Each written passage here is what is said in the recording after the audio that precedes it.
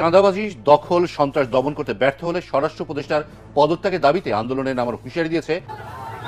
দর্শক দেখুন, এইমাত্র যমুনা ঘেরাও করলো ছাত্র জনতা। বাংলাদেশে বর্তমান এই অন্তর্বর্তীকালের সরকার কি করতেছে বলি কি প্রিয়, নাটক বাদ দিয়ে পদত্যাগ করে ফেলো। কেমন আপনার মতো এই অপদার্থ সরকার বাংলাদেশে আর প্রয়োজন নেই। এনসিপির ৪৮ লাখ টাকা চাঁদাবাজির ভিডিও ভাইরাল হলো। যখন চাঁদাবাজি নিয়ে এত কথা হচ্ছে, সর্বশেষ মিডফোর্ডে চাঁদাবাজিকে কেন্দ্র করে এত বড় একটা হত্যাকাণ্ড ঘটলো। এখন কিন্তু ধীরে ধীরে প্রশ্ন উঠছে যে আইন শৃঙ্খলা পরিস্থিতি নিয়ন্ত্রণে সরকার কি আসলে সফল হচ্ছে নাকি ব্যর্থ? এদিকে ডক্টর ইউনূসের বিরুদ্ধে যুক্তরাষ্ট্রের হুঁশিয়ারি। দেশ চালাতে সম্পূর্ণভাবে ব্যর্থতার পরিচয় দিয়েছেন ডক্টর ইউনূস। তাই সময় থাকতে ক্ষমতা ছেড়ে নিরাপদ স্থানে চলে যাওয়ার আদেশ দিয়েছেন মার্কিন যুক্তরাষ্ট্র থেকে।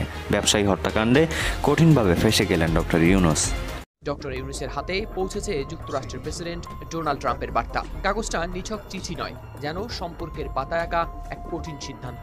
সেই চিঠিতে ছিল হুঁশিয়ারি। বাংলাদেশের অর্থনীতির জন্য নিঃসন্দেহে এই মুহূর্তে অশনি সংকেত। আবারও হাসিনা ফিরে আসুক। নতুন বাংলাদেশ গঠনের যে স্বপ্ন দেখছি, এই স্বপ্ন ধূলিসাৎ হয়ে যাবে। আজকে সংস্কারের কোনো ছিটে ফোঁটা আমরা দেখতেছি না। এরপর থেকেই বাংলাদেশের নানা বিষয় নিয়ে কথা বলছে যুক্তরাষ্ট্র।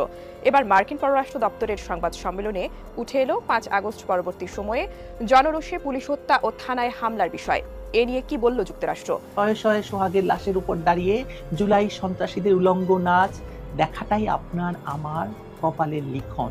জুলাই গণ অভ্যুত্থানের পর একটা বিরতি দিয়ে আবারও সংঘবদ্ধ হচ্ছে আওয়ামী লীগের নেতাকর্মীরা। হামলা মামলার ভয়ে এতদিন গা ঢাকা দিয়ে থাকলেও এখন তারা ঝটিকা মিছিল দিয়ে প্রকাশ্যে আসতে শুরু করেছে।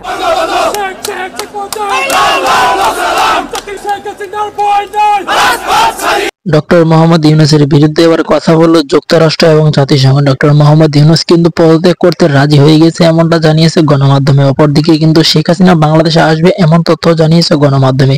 শুধু তাই নয়, শেখ হাসিনার ছেলে সজীব ওয়াজেদ জয় কিন্তু সাফসাফভাবে বলে দিয়েছে, আমার মা যে কোনো সময় বাংলাদেশে প্রবেশ করবে এবং আগের মতন রাজত্ব শুরু করে দিবে। তাহলে কি আন্তর্জাতিক মামলায় ধরা গেল ডক্টর মোহাম্মদ ইউনূস? প্রিয় দর্শক বন্ধুরা, আপনাদের কি মনে হচ্ছে অবশ্যই কমেন্ট করে বলে যাবেন।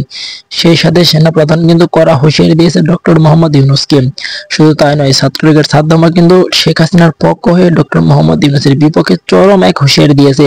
ডক্টর মোহাম্মদ ইউনূসের সামনে কিন্তু পথ একেবারেই বন্ধ।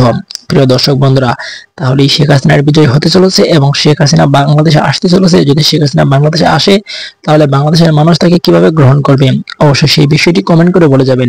প্রিয় দর্শক শ্রোতা, আজকের মতন এই পর্যন্তই। দেখা হচ্ছে পরবর্তী কোনো ভিডিও নিয়ে।